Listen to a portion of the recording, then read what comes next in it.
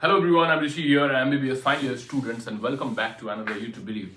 तो देखो, ये वीडियो डेडिकेटेड उन सारे स्टूडेंट्स के लिए जो इस बार 2025 का एग्जाम लिखने जा रहे हैं। तो देखो, मुश्किल से 2 महीने बचे हैं अभी। तो क्यों ये 2 महीने तुम्हारे लाइफ के सबसे इंपॉर्टेंट 2 महीने होने चाहिए? यहाँ पे दो चीजें होंगी, या तो तुम निकाल लोगे, या तो तुम आर यानी तुम्हें जीएमसी मिल जाएगा, या फिर तुम इधर रह जाओगे, तुम्हें नहीं मिलेगा। तो ये डिपेंड करेगा कि तुमने अब तक पढ़ाई तो किया ही होगा, ऑब्वियस सी बात है। या तो तुम 11th-12th का फाउंडेशन किए होगे, या फिर तुम ड्रॉपर होगे। तो तुमने पढ़ाई तो जम के की होगी। तो ये 2 महीना जो है ना, ये तुम्हें सेफ दे सकता है। अगर तुम बहुत ज्यादा ब्रिलियंट हो तो तुम्हारा रैंक इंप्रूव हो सकता है, बहुत अच्छा रैंक आ सकता है। लेकिन अगर तुम बॉर्डर लाइन पे आ रहे हो, जाते जाते रुक जा रहे हो, तो तुम just you are going in, मतलब तुम अंदर जा सकते हो, सेलेक्ट हो सकते हो। तो इस 2 महीने को इस टाइप से बिताओ ना, लाइक नहीं होता है कि जिंदगी की जंग है भाई ये। अगर इसे जंग का माहौल नहीं बनाओगे, इसको तुम सीरियसली नहीं लोगे, तो फिर से वहीं पे खड़े रह जाओगे जहां पे तुम आज से 2 साल पहले थे, या फिर जहां से तुम चलना शुरू किए थे। क्योंकि जब तुम बार बार एक ही एग्जाम को रिपीट कर रहे होते ना, तो तुम लाइफ में कुछ कर नहीं रहे होते भाई, कुछ खास हो नहीं रहा होता है। वो बस टाइम रुक सा गया होता है। क्योंकि तैयारी करने से तुम्हें कोई डिग्री नहीं देने वाला। और कभी होता है ना, कभी कभी तुम्हारी तैयारी बहुत अच्छी चल रही होती है, फिर आप फुल सिलेबस का एग्जाम देने लग जाते हो, तो उस समय आपका मार्क्स थोड़े बहुत कम आने लगते हैं, तो हौसला कम हो जाता है कि नहीं था कि अगले साल के लिए तैयार, अगले साल देखते हैं। कुछ नहीं, अगले साल का ख्याल भी मन में मत लाना भाई। अगर ऐसा कोई भी ख्याल आ रहा है ना, तो बहुत ही बुरा है। क्योंकि अगर इस बार नहीं हुआ तो क्या गारंटी है कि तुम्हारा अगले साल हो जाएगा।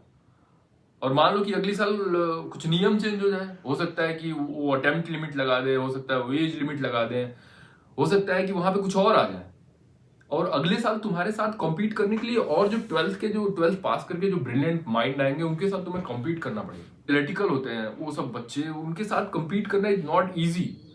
तो कहने का मतलब, जैसे जैसे तुम्हारा ड्रॉप होता जाएगा ना, वो तुम्हारे लिए कंपटीशन पास करना इतना ईजी नहीं होगा भाई। ऐसा नहीं होता है कि जो ड्रॉप करते जाते हैं, कई सारे अटेम्प्ट देते हैं, उनके चांसेस बढ़ते हैं, नहीं। मेरे हिसाब से ना, जो बहुत सारे अटेम्प्ट देते हैं ना, उनके चांसेस और कम होते जाते हैं। बहुत भाग्यशाली होते हैं या बहुत किस्मत वाले लोग होते हैं जो हो जाता है, जिनका टैलेंट बहुत है। बस तुम एक साल आगे बढ़ो, देखो तुम्हारे पीछे और 10-20 हजार और टैलेंटेड लोग बढ़ जाएंगे तुम्हारे साथ कॉम्पीट करने के लिए। तो कैसे कॉम्पीट करोगे उनके साथ?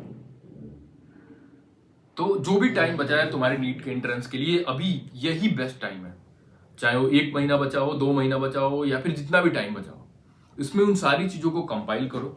अपने सारे PYQ को देखो कि कहाँ से सबसे ज्यादा क्वेश्चन आया है, उन सबको इकट्ठा करो और जी जान से लग जाओ। जो भी तुम्हारा वीक पोर्शन है, उसको मल्टीपल टाइम रिवीजन करके उसको खत्म करो। वो जो चीज है अभी, उसको खत्म करो। बहुत ज्यादा आराम करने की जरूरत नहीं है, बहुत ज्यादा पार्टीज अटेंड करने की जरूरत नहीं है, कोई भी शादी फंक्शन वंक्शन है, सब कुछ छोड़ छाड़ दो, जाना आना बंद कर दो, जब तक तुम्हारा ये जो नीट का एग्जाम है खत्म नहीं हो जाता। क्योंकि अगर इसको खत्म किए बिना तुम उठे ना, तो एक्चुअली कुछ भी खत्म नहीं हुआ होगा। फिर से वही चीजें दोबारा से शुरू होने लग जाएंगी, और दोबारा से वही करोगे। फिर बैठ के उसी क्लास में कुछ नए बच्चे आएंगे, कुछ और तुम्हारे साथ जो पढ़ रहे होंगे वो भी तुम्हारे साथ बैठ के पढ़ रहे होंगे, फिर वो चीजें बहुत फ्रस्ट्रेटिंग होंगी। और इन चीजों में देखो, ऐसा नहीं है कि केवल केवल तुम्हारा वो टाइम जाता है, नहीं, बहुत सारी चीजें जाती हैं। पहली बात तो तुम्हारा देखो टाइम जाएगा, जो कि सबसे इंपॉर्टेंट चीज है। फिर तुम्हारा पैसा जाएगा, और फिर तुम्हारा जो मनोबल होता है ना, कहीं ना कहीं नीचे चला जाता है। और अगले साल भी नहीं हुआ, फिर क्या करोगे? तो ड्रॉप देते जाना इज नॉट, इसकी कोई गारंटी नहीं है कि तुम्हारा अगले साल हो जाएगा। अगले साल हो सकता है फिर कोई डिसास्टर आ जाए, क्योंकि अगले साल is not certain about anything. अगला साल कभी भी तुम्हारे लिए बेस्ट ऑप्शन नहीं है। तो जो भी करना है, इसी बार करना है, मन से करना है। जितना भी टाइम बचा है उसमें सारी चीजें कंपाइल करने की कोशिश करो, मैक्सिमम से मैक्सिमम टेस्ट दो, तुम्हारा मार्क्स इंप्रूव करो, तुम्हारा कम कम टाइम में ज्यादा से ज्यादा सवाल अटेम्प्ट करने की कोशिश करो, और कोशिश करने से ही होगा। छोड़ दोगे, मन से हार मान जाओगे, then everything will be ruin. तुम्हारे सारे जो अभी तक 1-2 साल की मेहनत है, वो सब कुछ खराब हो जाएगा।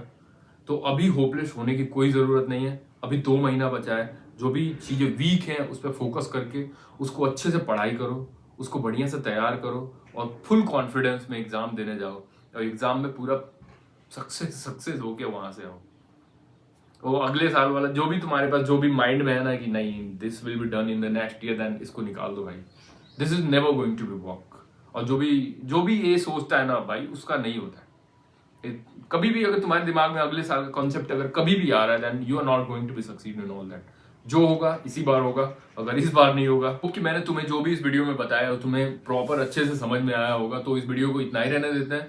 अगर तुम्हें वीडियो पसंद आया तो प्लीज इसको लाइक करो, सब्सक्राइब करो मेरे इस चैनल को, और शेयर करो उन सारे फ्रेंड्स के साथ जो तुम्हारे साथ तैयारी कर रहे हैं ब्रो, उनका भी कल्याण होगा। फिर मिलते हैं अगले वीडियो में, तब तक के लिए बाय बाय।